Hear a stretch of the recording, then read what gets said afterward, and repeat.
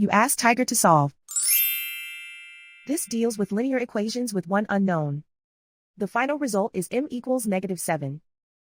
Let's solve it step by step. Group all m terms on the left side of the equation. Subtract 7m from both sides. Group like terms. Simplify the arithmetic. Group like terms. Simplify the arithmetic. Group all constants on the right side of the equation. Add 2 to both sides. Simplify the arithmetic.